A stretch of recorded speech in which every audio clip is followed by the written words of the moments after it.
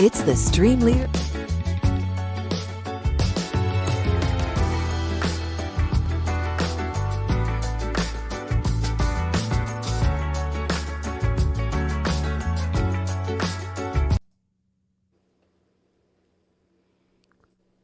All right, hey gang, the robots are coming. Will they take your job? TV is dead. Long live TV. And what's happening with the integration of text and images through AI? A lot to talk about. Let's do a show. It's the StreamLeader Report Live Panel. Creators talking to creators. Raw, real, and unscripted. And sometimes they say the quiet part out loud. Here are your hosts, Claudia Santiago, Rebecca Gunter, Rob Greenlee, and Ross Brand.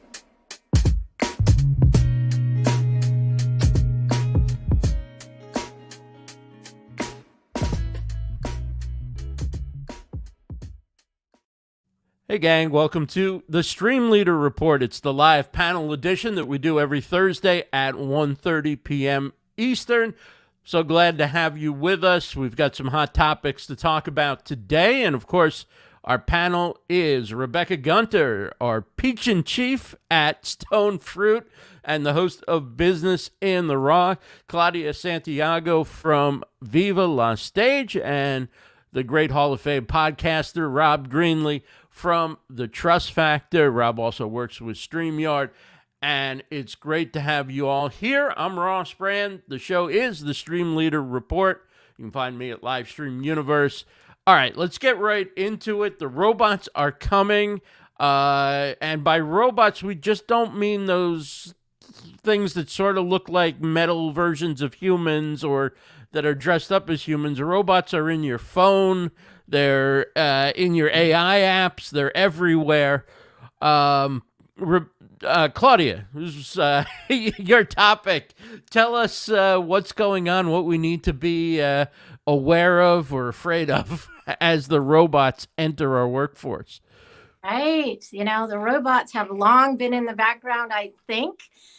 They're just kind of becoming more and more apparent in this day and age. Do you remember way back when you'd walk into a bank and there'd be tellers everywhere and you get to meet all your tellers? And then they started putting in those machines, those outside that dispense cash. The ATMs. Yeah. The ATMs, right? And remember back then when some people were like, oh, I'm not doing that. I just need to see a teller. Well, now all that's changed even at stores, right? So, I mean, the thing is with this whole tech revolution, just like in history, every time we've been in some kind of a huge transition, you can't stop that thing. It's like a big tidal wave coming and it's going to land. Right. So, you know, I think this is where I was going with this, is that let's discuss the different types of robots and how they're taking over jobs, maybe some of our entrepreneurial businesses, how we're going to have to rethink some things. But what are the solutions, right? Because the thing is, we're in it and it's not going away anytime soon. So instead of just always bringing up the topic of like, whoa, you know, we got all this going on, let's figure out some solutions. How would you recommend people reposition?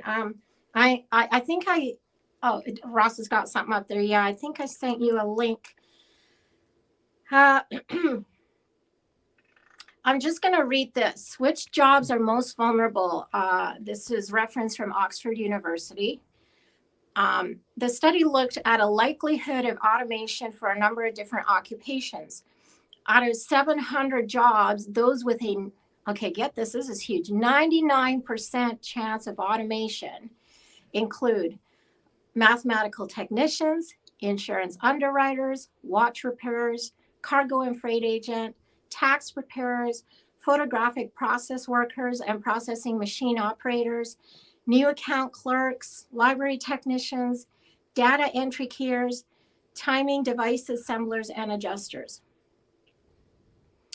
So, those are a 99% chance of automation. So anybody out there who holds a job there, you might want to start What do you think, Rob? What would be your recommendation for some of these people whose high risk jobs of getting ousted, so to speak? Yeah, I think start thinking about each individual's kind of soft skills, the other skills that they can bring to society that aren't so much, hands-on kind of mathematical or working with, things that a computer obviously could potentially do well, or a well articulated. I know that the Tesla Optimus robot is working on very, very fine motor skills with the hands that it has. So that's where this watch repairer thing comes into play. But I'm not sure that that's really much of a job out there. I'm not sure there's really long term that there's going to be a lot of watches that are going to need to be fixed like that. Most watches are going to be computers, so I'm not quite sure what that really looks like. But I do know that like a McDonald's chain has been playing around with this model of creating entirely automated McDonald's restaurants. So like everything, when you walk into the store, everything is automated, right? So you go up to a screen, you order your food, and a bunch of robots in the back of the store, cook the food, package it up and spit it out, right? So Exactly. but the question gets back to is it's these soft skills, and it's also, as we unemploy people, there's going to be fewer people that are going to have money that could actually go into this McDonald's and buy food, right? So, you start thinking about the economics of this stuff, and I think it becomes very disruptive, number one, but it also, this article also runs through other areas of jobs that might be unlikely to be automated too. So Totally. we should do that. And I just want to list some of that. It says, yet the study predicted some jobs would be unlikely to be automated. A probability of 0.36% or less of being automated based on current technology include recreational therapists, first line supervisors and mechanics, installers and repairers, emergency management directors, mental health and substance abuse social workers, audiologists, occupational therapists, orthodontists, prosthetists, healthcare social workers, oral and maxillofacial surgeons, first line supervisors of firefighting and prevention workers. So jobs most likely to face automation are those with predictable and repetitive patterns. Jobs unlikely to be automated have high levels of human interaction, creativity, good news, and often require many years of training. So yeah, exactly what you're saying there, Rob.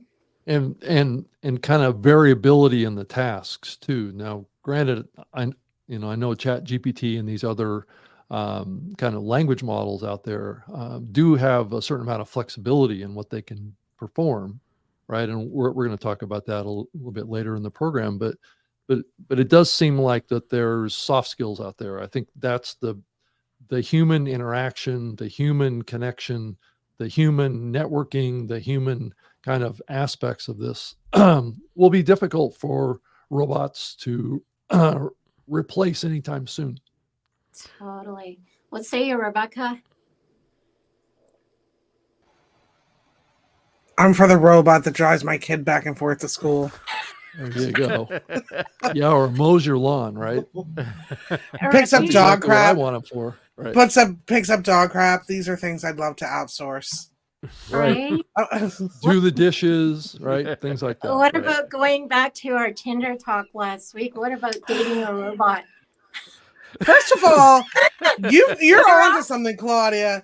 You Hey? should create an app that uses should. ChatGPT to go That's through right. all of the back and forth messaging that comes with online dating and That's only right. pings you when you have hit certain keywords or something. That's right. Just We could- take all the labor out of it. we could all Clearly, date- it's we the could all soft date skills that Ross matter. Brand. Though. Right. Sorry, Rob. What was that? Oh, clearly, it's the soft skills that matter with that one, right? Right. Not necessarily online dating. I said we could all date 20 different versions of Ross Brand AI. I'm in. I'm in. Well, yeah. I mean, actually, that's a really good point. They're gonna have What to if- clone me so that Yeah, I can keep I was up. going to say, what if we could make a robot that's a clone of ourselves, right? Right? Looks like us, talks like us, maybe is more skilled than we are. Who knows? Maybe they can go to work for us.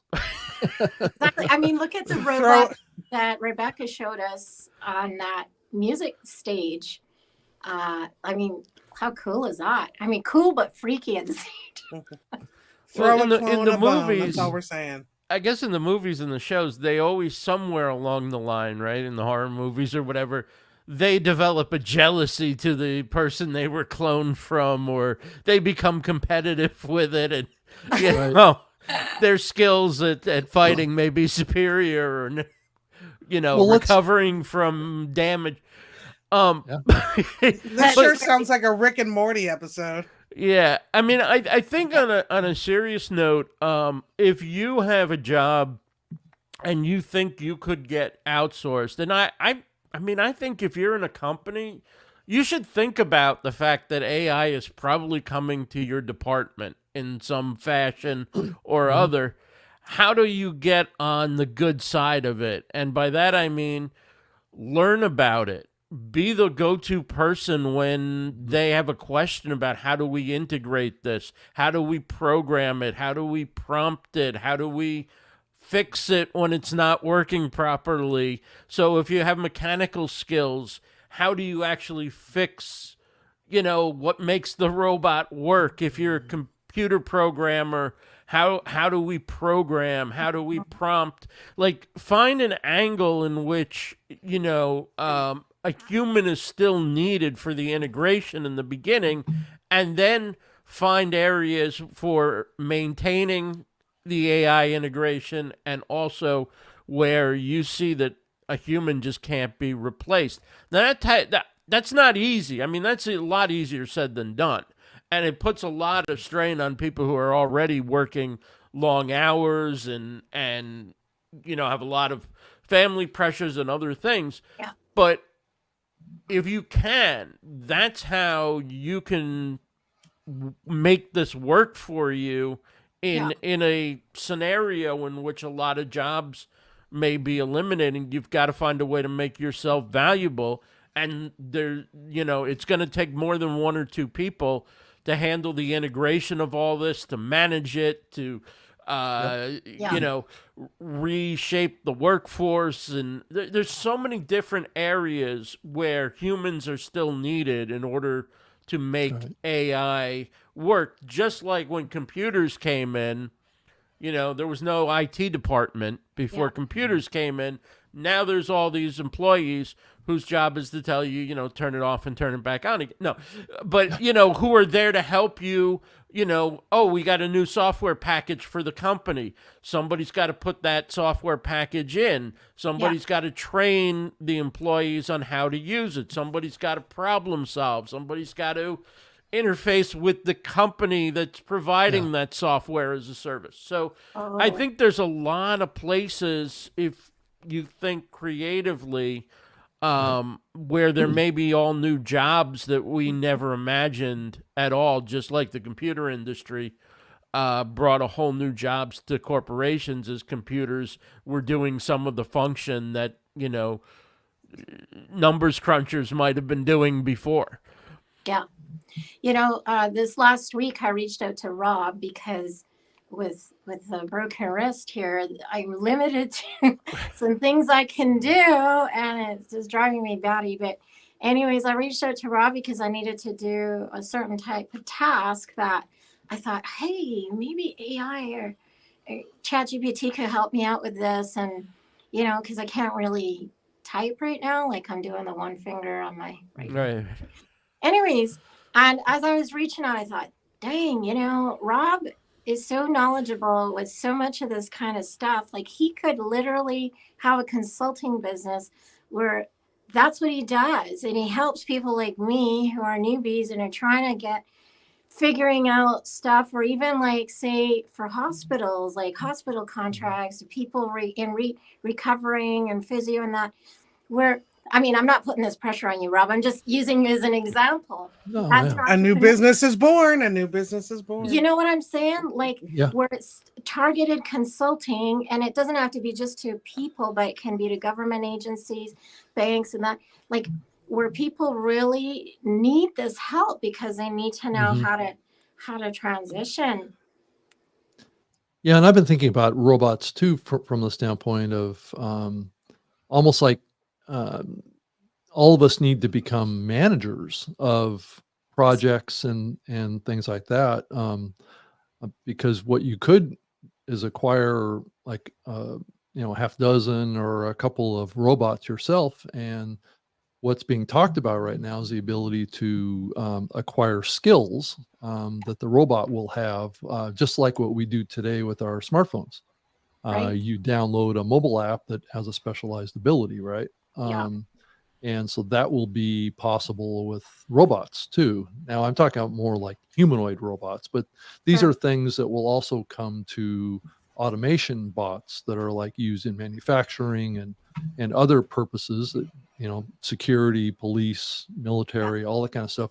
There will be algorithms that will be available for purchase on a subscription model that you will download to your bot, and they will be able to perform certain tasks based on that app Yeah. per se, that Yeah, yeah. downloadable app, right? Okay. So you could, and I'm thinking this way already about my Tesla car because it's really a robot. It's just not unlocked entirely as a robot. That I buy software, it installs in the car, and that makes the car self-drivable, right? Mhm. So it's the same model that's already existing in the real world today that I think will increasingly come. So we could get ourselves in a situation potentially where we're like business owners of technology that are out there doing specialized tasks for people that need it Yeah. in the world as well. Not so much that I have a job. My job is to manage the needs of whoever my clients are, right? Mhm. And basically lend or assign technology to address those issues. Now the question gets back to is once technology or artificial intelligence or AGI, which is the epitome of artificial intelligence, where it's like basically humanoid intelligence, right? Where we're basically replacing humans. That's Mhm. when it kind of gets into a whole nother level, right? Then we start being concerned about, do these AGIs have their own rights as a sentient being, right? And they can make decisions about what skills they have and what they can do, and that's really where the biggest threat to humans is, I believe. Yeah. Then they can go on strike. They can change They can- jobs. I'm tired right. of working in the plant. I want an outdoor job. Right. Exactly. They can run faster, jump higher. They Right. can think a lot faster than we can, and that also puts us in a situation. And this is increasingly becoming a topic too of integrating this AI technology into our human brains, and that is a very controversial topic right now. But that may be the only way, once we've reached that threshold, that we can keep up with these sentient artificial intelligent beings, is that we have to have it augmented in our own brains. You know, I feel a little embarrassed by this, but I'm just going to say it. At first, when all of this really started coming out, and that I was a little skeptical. I thought, yeah, whatever, I was just kind of turned a bit of a blind eye to it. And, Mhm. I don't want to take long here, but I just want to quote a few stats for some of you that might be going, oh, that's still way far in the future, whatever. Listen to this. So in 2013, Oxford University study estimates that by 2033, 47% of jobs in the US are at risk of being automated, while 35% of jobs in the UK could be made obsolete. McKinsey predicts that between 400 million and 800 million people around the world will need to find new jobs by 2030. So what year are we in? Almost 2024. Hello, right? Very I mean, scary. this is right around the corner. Now, while that can be daunting, it's actually good news to reposition, to train, to learn, to study, to do things like this where we talk about it and have people that maybe know a little more than we do, like me. I'm such a newbie with this. So in 2017 survey of Oxford University and Yale University found that many scientists predict AI will outperform humans in a wider number of tasks in the next 10 years. Examples include translating languages by 2024. That's this coming year. Writing high school essays by 2026. Working as a surgeon, 2053. Holla. Here you go to med school and you do the surgeon track, takes forever, and you're in huge debt, and all of a sudden you're finding out that you may be out of a job. So anyways, I could go on and on, but I guess I just want to read out those stats for anyone who's sitting on the fence and a bit skeptical. It is here and it's just around the corner, but the good news is we can learn, right? Yeah, I want to bring in from the chat, especially for people who are on the audio side, some very interesting facts and figures. Beauty Bubble mentions from a Google FAQ, according to the U.S. Bureau of Labor Statistics, watchmakers make an average of 45,290 per year. Martin Greenlee from watching on LinkedIn says, GovTech is booming. Look at the evolution of the parking meter, 1935. For example, coins and meter maids. Process for parking stayed the same until the 2000s, where credit card readers were added and now apps control the parking industry. Beauty Bubble chimed in with another Google FAQ. As to mental health, the meditation app Calm made an estimated $355 million in revenue in 2022, which is a 7.5% increase on the previous year. And she also notes that in the world of finance, mirror trading has been quietly taking terminal sitters for a while now. Beyond quant trading, a mirror will take into account personal preferences and nuanced approach. And Jill Mokes says she agrees with Claudia. Worst thing we could do is hide from it. Yeah. And John says, damn dirty robots. Wow, interesting. And it's great to have everybody join us on comments like that. Yeah. That is so cool. The other thing that I thought was interesting, it kind of made my brain spin, was this whole thing about robot tax. Oh, yeah. Like what? And that universal basic income whole thing. Like, I'm just starting to wrap my head around that. Does anybody have any insight on that whole robot tax and what that's about? Yeah, I think if you think about it, these robots are workers, right? So the government's going to want to tax them based on their productivity. And so, right. So you pay, just throw it out there, you pay $20,000 to buy a robot, and that robot works 24/7. There's going to be labor rules around that, and the government's going to want to get paid based on the productivity, the average productivity of a robot, just like they would have to pay for an employee, right? So the government wants their money, is what it comes down to. Well, we also really, I mean, we may need that in order to support people who've been replaced, outsourced, and exactly. so forth. I mean, with all these issues, it would be nice to think we've got a responsible government in Washington that's looking ahead and seriously considering things from an ethical matter, and in other, leading countries around the world as well. And unfortunately, you kind of feel like they're the last to know about what's going on with this, or, hey, kick it down the road. They don't want to face the difficult challenges that are coming. And of course, trust in our institutions right now is so low that you can't just sit back and go, I feel like everything's going to work out okay because somebody's in charge who knows what they're doing and has an ethical compass and is, looking out for what's good for humanity and how we do this and where the dangers are. Oh, Ross, the things you say. I mean, idealistic there. Yeah, I mean, at some point maybe we thought that, but it just doesn't. So how do we deal with what are the challenges that are coming, and then how do we prepare ourselves to deal with it in terms of our careers and so forth, but also where are the places where this could really go wrong, and how, as average citizens, is there a way that we can channel those concerns into something productive where there are some guardrails?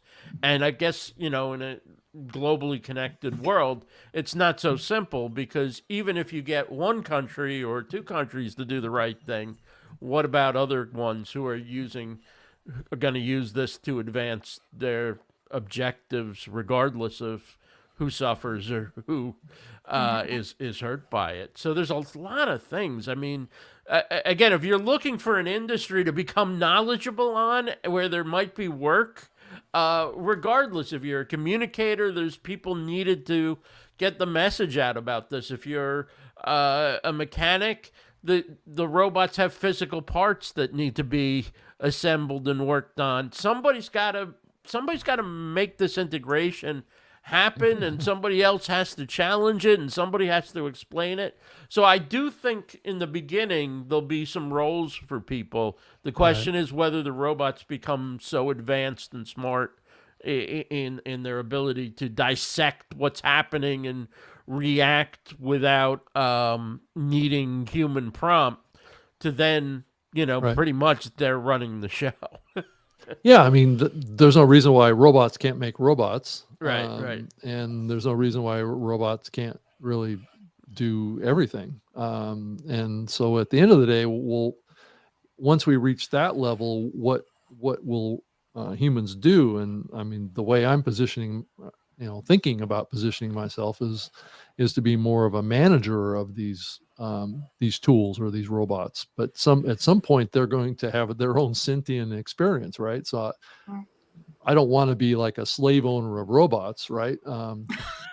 That's just not that's probably not going to work long term. That will work, for like the next 10 or 15 years probably.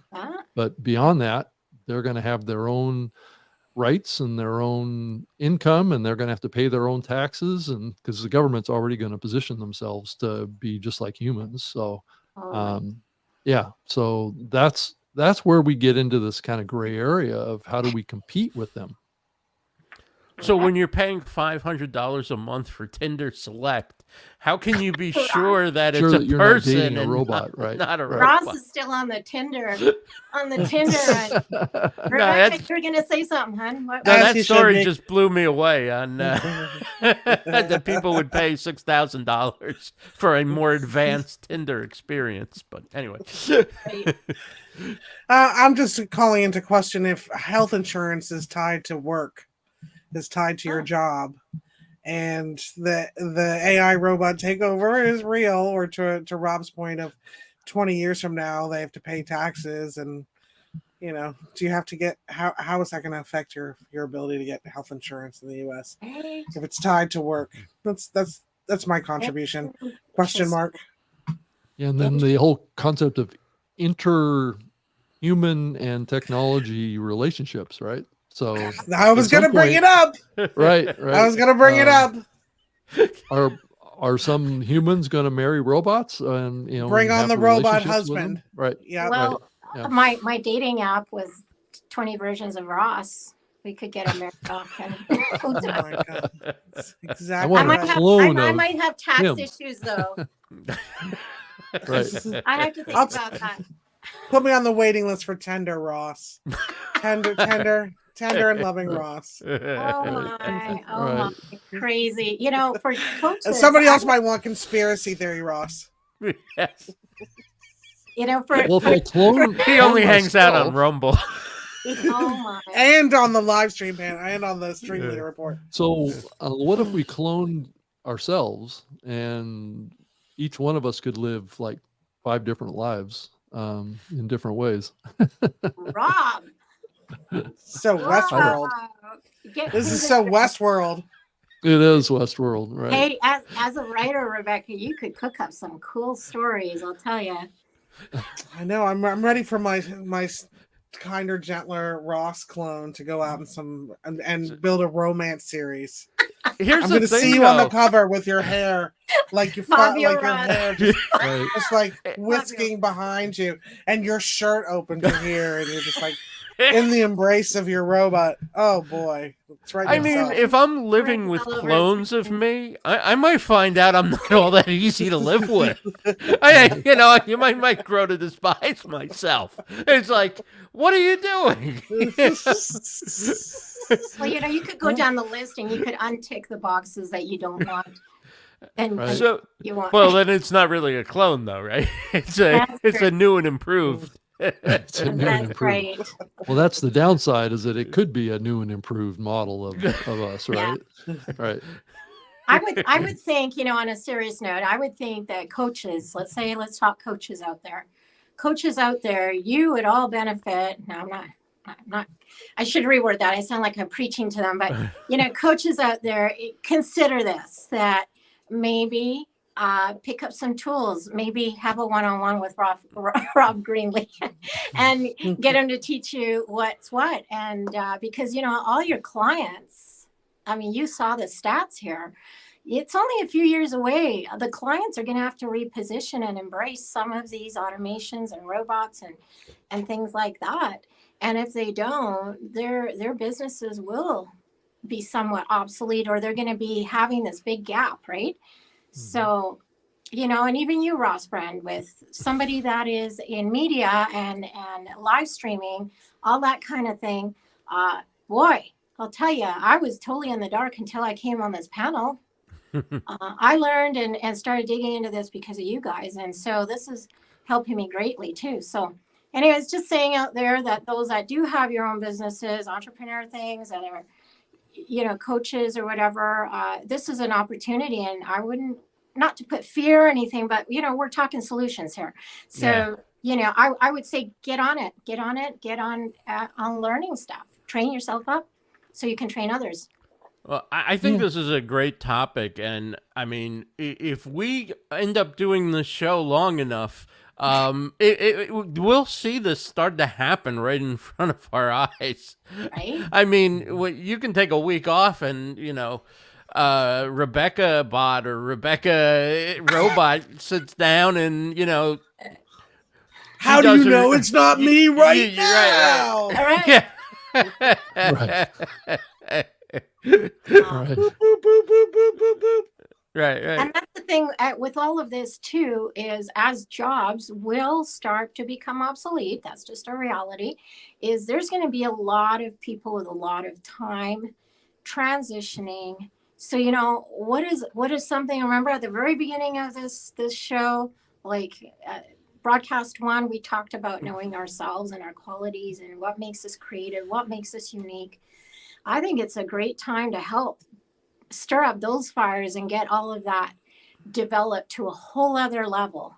Yeah. Damn, you're from your lips to God's ears, Claudia, because that's exactly my business. So Exactly. pivot away, folks. I'm here for you. Right. You could have a branch of your business, Rebecca, where it's like, let's defeat the AI. Be you. Now who's the copywriter? There you go. AI in the raw. Welcome to AI the in the raw. So Only mine Yes, I version's wanted- AI. With a free date with Ross Brand AI. Sorry. So I wanted to say one other thing about this too, is that I kind of went through a similar thing in the early days of the internet, right? Back in the late 90s and the early 2000s, when this kind of next generation technology was starting to come on the scene. And I think it was very helpful for me back then. I mean, obviously I was creating content about that revolution back then too. I had a radio show that I was doing about the World Wide Web and the internet.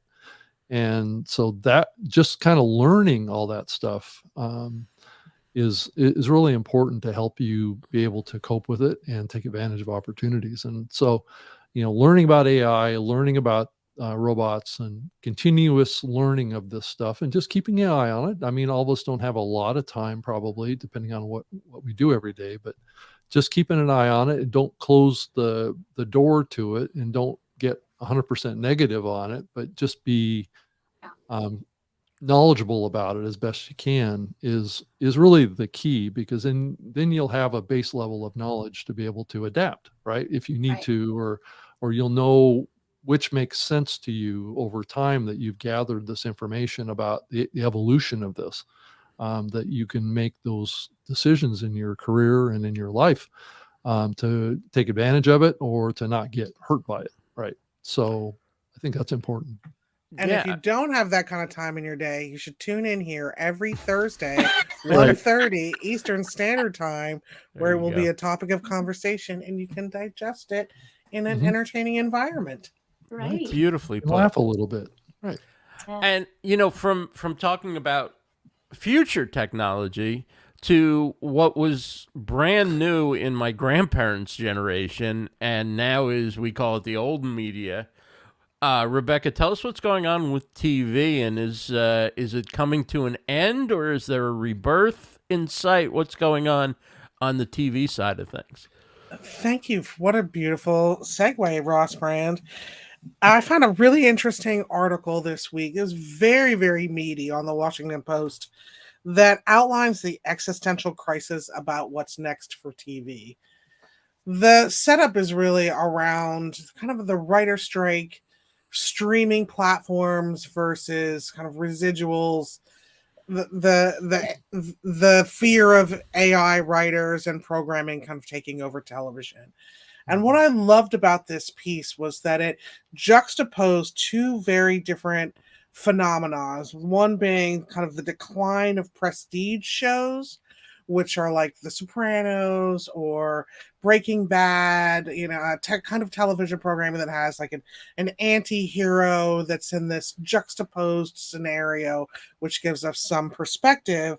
And also what the author calls the beginning of the end of the disruption of streaming. So that streaming is no longer as much of a disruptive force as it was in the beginning, and that we're kind of coming to the end of days with that. So those two things combined, the author suggests, gives rise to what he calls peak TV, which was actually a coin attributed to FX's John Lanscraft, in which you've got kind of like a this genre bending mashup, which is kind of quirky, semi-reality, self-aware, to a new kind of rise of television and what they're calling post-TV. So in post-TV, it's really in which you're taking these like microorganisms of perspective, like Reservoir Dogs or Beef, and sourcing conflict from these unusual sources. Now, what does that mean for the future of TV? If we can keep the innovation alive from kind of the prestige shows to peak TV to this kind of post TV world, it would create an environment in which, at this point, we need the human component to innovate, create all these never before seen perspectives, these microcosms. And what really caught my eye for us here as creators is turning the lens back around to the creator in a way that's never happened before. So I find this idea of what will TV be like from a creative content perspective to be extremely interesting. I'm really hoping that fly on the wall perspectives for business building and development becomes the new hot thing, because that's what we do. We're talking about a contract for Business in the Raw for a 12-episode season coming to a television station near you. Yeah. Oh my God, the visionary clone of Ross Brand might be my new favorite. Well, I thought this article was super insightful. It was very, very deep. We could probably do a whole episode on it. I'm just kind of giving us the top line items. But how is streaming going to stop being so disruptive and normalize? How's TV going to evolve? And how can we as creators embrace the idea of kind of a post-TV world in which our thing is still very, very relevant?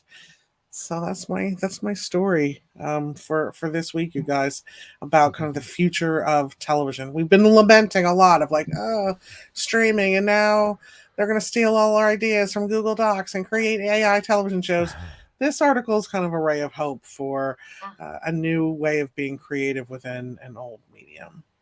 As a resident TikTok expert, Rebecca, did you see some of these ideas coming from, in other words, being almost like long form TikTok videos where, you know, a couple weeks ago you played some mashups of clips from all over the place.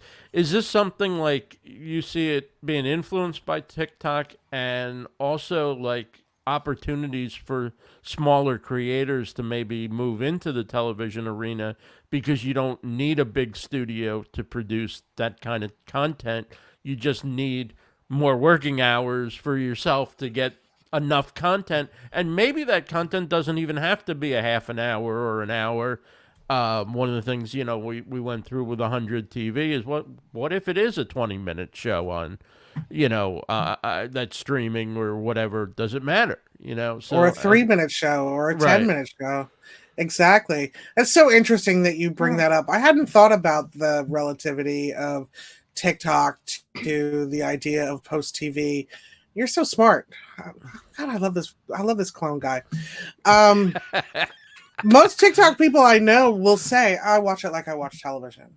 I don't even watch TV anymore. So this is a really interesting dichotomy. And I guess I think of TikTok more like video Twitter because of the interaction and the conversations between creators and the stacking of concepts and the replies within the zeitgeist. But thinking of it more like TV is an interesting bone to chew on. So I'm gonna put that in my TikTok pipe and smoke it. Yeah, my contention is that TV in its old form is already mostly dead. So it depends on how you define television. And I think what the word television means as you look to the future. Television to me was like network TV, cable channels, a limited content selection, right? That comes from certain larger media companies, right? So that's the paradigm that I'm thinking. When they talk about streaming, well, streaming is how pretty much all content is being delivered now. So them saying that we're moving beyond streaming is a little bit technically probably a little incorrect. It's more the definition of content, a certain type of network type content traveling over streaming. Might be the definition. I mean, you think about YouTube, you think about even what we're doing here. Yeah. We are, with this program, kind of a next generation television experience, right? Yes. So it may not have the production quality of a one of these major television shows or movie or something like that. It doesn't have a huge budget. It doesn't have expensive celebrities or huge popular celebrities, but that is actually forming on these alternative streaming platforms like a YouTube or like we were just talking about, TikTok. So there's shows that are finding more success and more viewers on YouTube and TikTok and even places like Twitter that have ever happened on network or broadcast TV, right? So because the internet is global, it has reach that is far beyond what the reach of network television has been. And it has the flexibility to be consumed on all sorts of types of devices. TV has usually been mostly restricted to large screen experiences, right? Or in your living room type of experiences. But now, we're moving way beyond that. So in some ways, this is really talking more about high production quality, high end content that's being produced for large screen experiences. And I think we have reached peak. And I think really the beginning of the end for like scripted television was reality TV. I think that's what really kind of put the nail in the coffin of the future of scripted television was that, right? Lower budgets, easier to produce, more interactivity with the audience, more connection. I think that's the strength of the medium going forward. But we'll have to see. I still think that a lot of these bigger media companies will continue to evolve and adapt to this new kind of streaming paradigm that we're in right now. It reminds me a little bit, Rob, of how the discussion around podcasts, like what is a real podcast? Oh, it's something that has an RSS feed. So what is a real television show? Right. It's something that ... Yeah. So the bigger question is, do we continue using the word or the acronym TV, right? Or is it just now streaming video, as a reference to this? Because a TV in my mind means a big screen, like in the living room. Right. And it's very possible to watch this show as somebody probably is. And, we'll be watching shows like it, probably some of us later in the day or whatever, that are on YouTube, done for YouTube, may also be put on some OTT networks or what have you, but are essentially, we're watching on TV, YouTube, we're watching Rumble, we're watching, people are blowing up Twitter video on a big screen TV that's connected to the internet. People are bouncing it from their phone to the TV. So people are watching internet content on TV without a doubt. And your smart TV is connected to the internet. So that it's interesting. Claudia, go ahead, and then I want to bring in this question from Beauty Bubble because I think it's a fun one. So I just want to bring it back home to human living. For a season there, my husband and I, sometimes we'd be sitting close to each other in a room, but we'd be scrolling, watching our own show.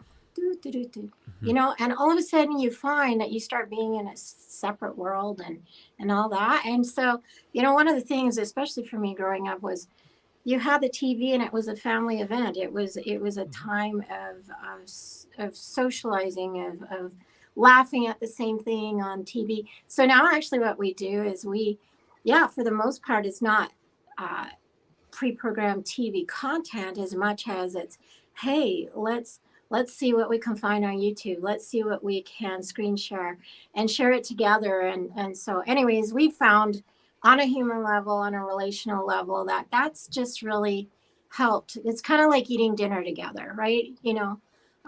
Coming to the table and having that quality time together. Anyways, I just throw that out there.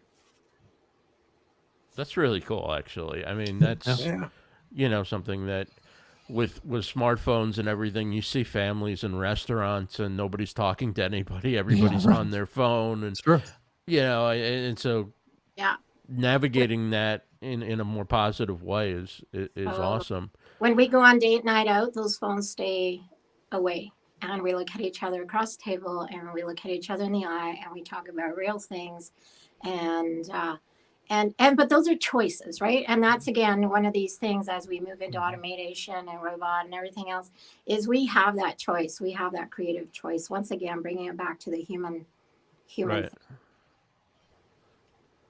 I want to bring in this question from Beauty Bubble. Fun question. Would the StreamLeader Report ever think of taking the show to TV? In fact, I was sort of going through my mind. Is Beauty Buddy saying TV or TikTok? Oh, TikTok. Oh, that is interesting. If you can clarify another comment, TikTok, well, that would be up to Rebecca because... I mean, it does say Beauty Bubble does say TT, which is TikTok. It could be TikTok, and my mistake. TikTok, actually, they are about to roll out live video on their platform. Are they really? So. Like long form live video, or I believe so. TikTok. There is live. It's actually, I find the live stuff the least interesting. That is the stuff I skip generally. So would we, if there's live streaming, would you be, are they going to let people stream for like an hour on TikTok, or is it going to be like 10 minutes, 15 minutes? I think it's long. I think it's long, actually. I've seen fundraising. I saw somebody do a fundraising campaign for like 24 hours. They were live for like 24 hours on TikTok. What? Yeah, I'm not sure it And makes a they lot of raised a bunch of sense to money. do a live show that's only 10 minutes long. I'm not sure that makes a lot of sense. So It's usually a solo person, Rob. Like, you know, What? one topic. Would this show work on TikTok? Should we try it on TikTok with live streaming? What would we need to have in order to do that? Like, do we need to have an account that's a certain number of subscribers, it would be followers? Yeah, it would be done through like a StreamYard or something like that. Would probably. So you can go around That's a good question for TikTok, Ross. Unless you uploaded the video after, so it's not live, but an uploaded video. I could take it on to look into it, just to look into what it would take, since I'm the TikTok girl. person here. Yeah, I think the big question is, if there's 4 of us on this show, how would that be presented on the screen? Because that would make us in a vertical experience on TikTok. If that's how it's going to be displayed, that would make us pretty small on the screen, each one of us. But would that mean that we're stacked on top of each other, or is it only would display the person that's talking? And One thing I could see for us right now is kind of a stitch or a duet scenario where like it's like the StreamLeader Report minute on TikTok, and like Ross says something, and then I take his conversation, I stitch my opinion onto it, and then Claudia takes those two and stitches her opinion onto it, and then Rob, you take yours and you stitch it. So it'll be like just like hot take. That I could see on TikTok easier than an hour of us in the quadrangle, but I'll look into it as it is my duty to serve the TikTok audience here. It's StreamLeader Report. So would everybody be like recording their part on their phone, or would somebody just take 4 comments from the show and like stitch them together, or we'd all be using our accounts so that we'd be engaging a lot of people, I guess, right? We'd all be using our accounts. So it'd be like original content for TikTok rather than repurposed. Correct. Right. Yeah. Hey, no editing is good for me. And I'm actually kind of waiting for quite a few of the platforms, even StreamYard, to have automated ability to switch full screen views based on who's talking, right? So as I start talking, it basically would go full screen, and when Claudia starts talking, it goes full screen, or it creates kind of like this hybrid experience where it's like mostly full screen, but maybe it shows all of us at the bottom of the screen and smaller icons, right? So we just constantly shift based on the audio. So Rob, I try and do that manually. It's hard. I've got an hour-long thing. It's hard, but I try and do it manually just to give it some visual interest. Yeah, I've been really kind of keeping an eye on that capability, but it's still not where it needs to be, I don't think. I mean, I guess there's a couple ways to do it. Like one would be to scrape, kind of like somebody would scrape the video from here and then, resituate the different panels. It'd be a lot of work to do that. But the other thing is, if they just had something that had like 290, not 90, like 2 vertical video windows, and we can put one over Rebecca and Rob and one over me and Claudia, and just simply it automatically switches back and forth when one of us is talking. Like so it still feels like a panel show to people watching, and it doesn't require the host to do any extra editing. You just like turn on TikTok mode if you're multi-streaming to TikTok as a definition, as a destination. Easy for me to say.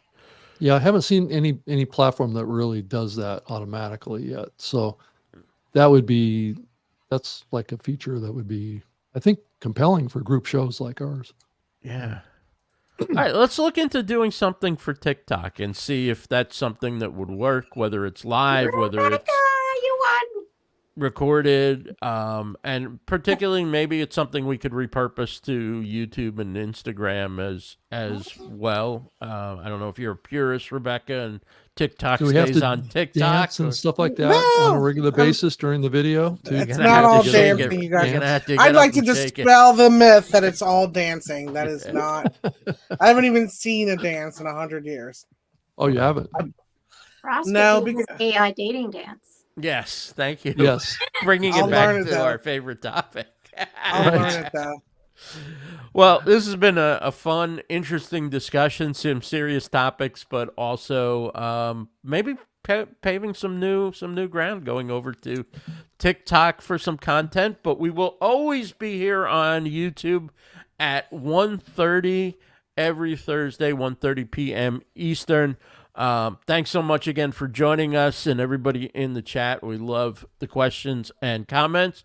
For Rob Greenlee from The Trust Factor, Claudia Santiago from VIVA-LA-STAGE, Rebecca Gunter from Business in the Raw, I'm Ross Brand. This is the StreamLeader Report Live Panel. Take care, everybody. We'll see you again next week. It's the StreamLeader Report Live Panel. Creators talking to creators. Raw, real, and unscripted.